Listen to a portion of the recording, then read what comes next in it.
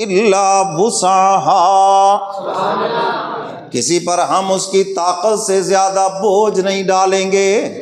میرے محبوب، یہ آپ کی امت کے لیے آسانی ہے۔ پہلی امتوں کے اوپر بہت سختیاں تھیں، اگر کپڑے پہ غلاظت لگ جاتی دھونے سے پاک نہیں ہوتا تھا، کاٹنا پڑتا تھا۔ اگر ہاتھ کے اوپر غلاظت لگ جاتی، گندگی لگ جاتی، وہ دھونے سے پاک نہیں ہوتا تھا بلکہ اوپر کی کھال اتارنا پڑتی تھی۔ یہ انعام امت محمدیہ کو عطا کر دیا گیا۔ ہاتھ دھو لو، ہاتھ پاک ہے، کپڑا دھو لو، کپڑا پاک ہے۔ لا یکلف اللہ نفسا الا وسعها لها ما کسبت وعلیہا ما اکتسبت، جو جس نے کمایا وہ اسی کے لیے ہے، جس نے گناہ کیا اس کی سزا وہی بھگتے گا، کسی دوسرے کو نہیں بیچ میں گھسیٹا جائے گا۔ یہ پاکستان کی عدالت نہیں ہے، جرم ایک نے کیا اور پرچہ 35 بندوں پہ ہو گیا۔ ایسے ہی ہوتا نا، ہاں، اصل گناہ گار اکثر بچ جاتا، بے گناہ پھانسی لگ جاتی ہے۔ پر میں ایسا نہیں ہوگا، وہاں پر جو جس نے جرم کیا اس کی سزا صرف اسی کو ملے گی۔ اور آگے کیا کہا؟ ربنا لا تؤاخذنا ان نسینا او اخطأنا، اے الہ العالمین، اگر ہم بھول جائیں، چوک جائیں، ہم سے غلطی ہو جائے تو مواخذہ نہ کرنا، معاف کر دینا۔ اور یہ انعام امت محمدیہ کو عطا فرمایا، اگر بھول کر کھا پی لو روزے پہ کوئی اثر نہیں پڑے گا۔ پہلی امتیں اگر بھول کر بھی کھاتی تھی روزہ ٹوٹ جاتا تھا، لیکن ہمارے لیے انعام ہے، بھول کر کھا لو تو روزہ، اور ویسے بھی کوئی بھول کے کھا رہا ہو تو اس کو بتانا بھی نہیں چاہیے، وہ تیرا روزہ سی، تیرا کوئی ضرورت نہیں، خاموش ہو کر بیٹھیں، بلکہ کوئی چیز آپ کے پاس پڑی ہے وہ بھی اٹھا کے دے دیں کہ جناب یہ بھی کھا لو۔ سمجھ گئے بات کہ نہیں؟ اس کو یاد دلانا آپ پر کوئی ضروری نہیں، بلکہ نہ یاد دلائیں۔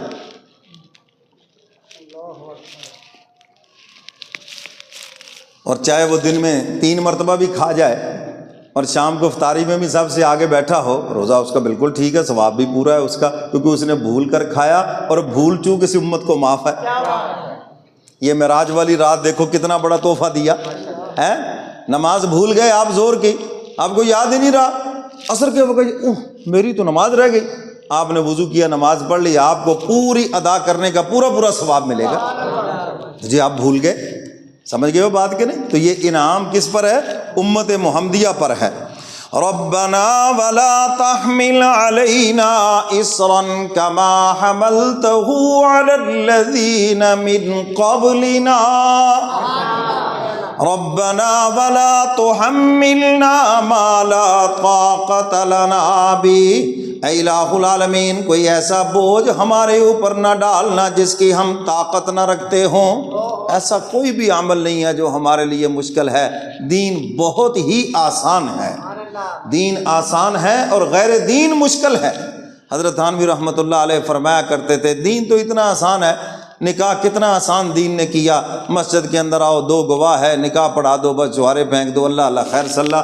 دین نے تو نکاح اتنا آسان کیا، اور ہمارے رسم و رواج نے دیکھو اس کو کتنا مشکل بنایا، کیسی کیسی شرطیں لگا دی۔ دین تو آسان ہے جی، تو فرمایا ہم نے دین کو آسان کیا، ہر مسئلہ دین نے آسان کر دیا۔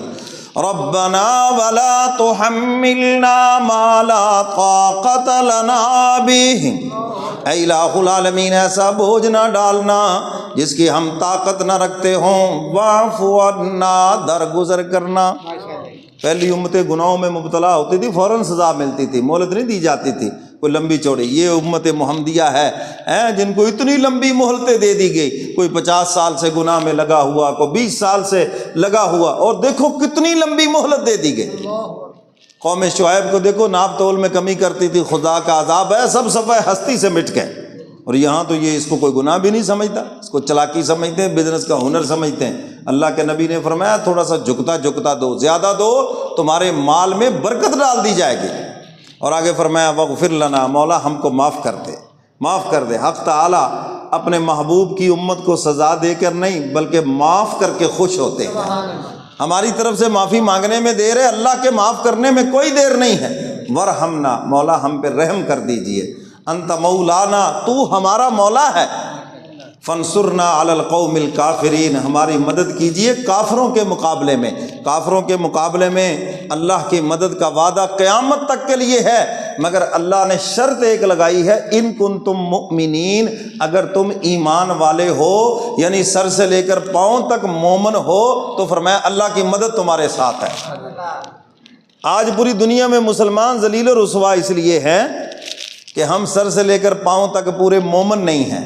ہمارے کان جو ہیں وہ ایک مومن کے کان نہیں ہیں۔ مومن کا کان غیبت نہیں کبھی سنتا، مومن کا کان موسیقی نہیں کبھی بھی سنتا، یہ مومن کا کان نہیں ہے۔ ایک آنکھ یہ مومن کی آنکھ نہیں ہے، مومن کی آنکھ کسی غیر محرم کو نہیں دیکھتی۔ فرمایا کہ جو مومن کی آنکھ ہے وہ تو قرآن کو دیکھتی ہے، حضور کے فرمان کو دیکھتی ہے، وہ غیر اللہ کی طرف اٹھتی نہیں ہے۔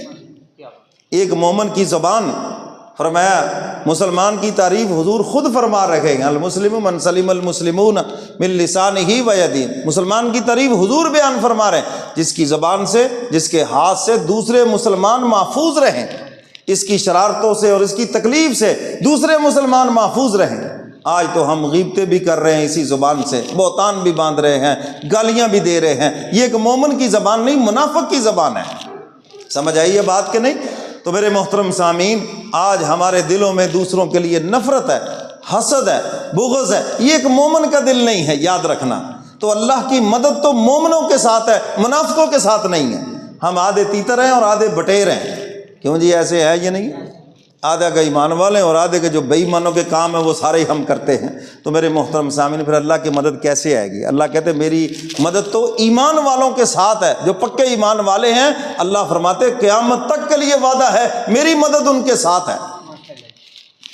حضور یہ 3 تحفے، 3 انعام لے کر واپس لوٹے، تختی ہاتھ کے اندر ہے۔ اب یہ جو پہلے 2 تحفے ہیں کہ مشرک کے علاوہ سب کی بخشش، بہت بڑی خوشخبری ہے۔ سورہ بقرہ کی یہ جو آخری آیت، بہت سارے انعامات ہیں، بہت بڑی خوشخبری ہے۔ اب تیسری بات ہے 50 نمازیں۔ حضرت ابراہیم علیہ السلام نے تختی دیکھی نا، اسی طرح حضور واپس تشریف لائے۔ ابراہیم علیہ السلام نے تختی دیکھی تو خاموش رہے، کوئی بات نہ کی، اور حضور علیہ السلام نے بھی 50 نمازوں کا جب یہ پروانہ اور یہ انعام ملا تو آپ کی نظر تھی سیدنا عثمان غنی کے اوپر، حضرات صحابہ کرام کے اوپر۔ سیدنا عثمان غنی رضی اللہ تعالیٰ عنہ عشاء کی نماز کے بعد 2 رکعتوں میں پورا قرآن کریم تلاوت کرتے تھے۔ اچھا آپ مجھے بتائیں ان کے لیے 50 نمازیں کیا چیز تھی؟ وہ مشکل تھی؟ سیدہ فاطمہ الزہرا سب کہہ دو رضی اللہ تعالی عنہا، ان کے متعلق آتا ہے کہ عشاء کے بعد 2 نفل اتنے لمبے نیتے، اتنے لمبے شروع کیے کہ فجر کا وقت قریب ہو گیا، سردیوں کی رات ہے، سلام پھیر کے کہنے لگی مولا تیری راتیں بھی کتنی چھوٹی ہو گئی ہیں۔ ہمارا تو نماز میں دل نہیں لگتا نا، ہم تو وہ نان سٹاپ نماز پڑھتے، اللہ اکبر بٹن چھوڑا، کچھ نہیں پتا بیچ میں کیا ہوا، السلام علیکم ورحمۃ اللہ، السلام علیکم ورحمۃ اللہ، ہو گئے۔ ان سے پوچھ لیں امام صاحب نے کون سی پڑھی تو تھی لیکن یہ نہیں پتا کون سی پڑھی۔ کوئی رکعتوں میں جھگڑا ہو جائے، 3 ہو گئی 4 ہو گئی، کچھ ہو گئی جی با، ہو گئی جی با، ٹھیک ہے۔ مسجد میں کوئی ایک آواز نہیں نکلے گی، ادھر سے کوئی کہے گا 3 ہی ہوئی، ادھر سے کہے گا 4 ہوئی، ادھر کہے گا پتہ نہیں کتنی ہوئی ہے۔ یعنی ہمارا دھیان ہی نہیں ہے اس کے اندر۔ ایک جگہ پہ ایسے جھگڑا ہو گیا، 3 ہوئی ہیں یا 4 ہوئی ہیں، کوئی کہے 3 کوئی کہے 4۔ ایک صاحب کہنے لگے قسم اٹھا کے کہتا ہوں 3 ہوئی ہیں۔ انہوں نے کہا آپ کو کیسے پتا؟ کہہ رہا میری 4 دکانیں ہیں، 3 کا حساب ہو گیا، 1 کا رہ گیا ہے، اس لیے مجھے پتا ہے کہ 3 ہوئی ہیں۔ تو یہ تو حال ہے ہماری نمازوں کا، ہے جی۔ تو میرے محترم سامعین، حضور کی نظر تو صحابہ پر ہے، ان کے لیے 50 نمازیں کیا چیز ہے؟ کچھ بھی نہیں ہے۔ میرا ایک بلا تکلف دوست مجھے ایک دن کہنے لگا ویسے مولوی صاحب ایک بات بتائے، اگر یہ 50 کی 50 رہ جاتی تو بنتا کیا؟ ہمارا کیا بنتا؟ وہ تو صحابہ کرام تھے۔ میں نے کہا ہمارا کیا بننا تھا؟ ایک نماز پڑھتے، آسمان سے من و سلوہ اترتا، دسترخوان بچھتے اور مزے مزے سے کھاتے، پھر جناب اگلی نماز کا ٹائم ہو جاتا وہ پڑھ لیتے، پھر اس کے بعد چائے کے لیے دسترخوان لگتا، میں کہا آسمان سے ہی چائے بن کے آتی وہ پیتے، پھر اگلی نماز پڑھ کے میں نے کہا پھر وہ آپ جو حقہ پیتے ہیں، کوئی سگریٹ پیتا ہے، میں نے کہا وہ فرشتے لا کے دیتے، لو جی چوری صاحب ہوں تسی بھی کش لا لو۔ ویسے کام تو کہتا ٹھیک ہی تھا، میں نے کہا مگر ہونا وہی تھا جو خدا کو منظور ہے۔ سمجھ گئے ہو بات کہ نہیں؟ تو 7ویں آسمان پر ابراہیم علیہ السلام نے تختی دیکھی تو کچھ نہ کہا ٹھیک ہے۔ جب 6 آسمان پہ آئے تو حضرت موسیٰ علیہ السلام سے ملاقات ہوئی، عرض کیا اللہ کے محبوب اپنی امت کا خوب تجربہ کر چکا ہوں، اور بڑی مجھے تکلیف پہنچی ہے، صرف 2 نمازیں ان کے اوپر فرض تھی اور انہوں نے 2 نہیں پڑھی، آپ کی امت 50 کیسے پڑھے گی؟ جائیں خدا کے دربار کے اندر، یہ امت کے لیے بہت مشکل ہے۔ اگر آپ دنیا میں تشریف لے گئے تو یہ اسٹیمپ لگ جائے گی، فرض ہو جائیں گے اور امت کے لیے بہت مشکل ہو جائے گا۔ موسیٰ علیہ الصلوۃ والسلام کے کہنے پہ حضور تشریف لے گئے دوبارہ عرش معلیٰ کے اوپر۔ سبحان اللہ، یہ حضور کی شان ہے۔ حق تعالیٰ یہاں بتلانا چاہتے ہیں موسیٰ کلیم تو ایک تجلی برداشت نہ کر سکا، یہ میرا محبوب ہے جس نے 9 مرتبہ مجھے دیکھا ہے۔ تو شاعر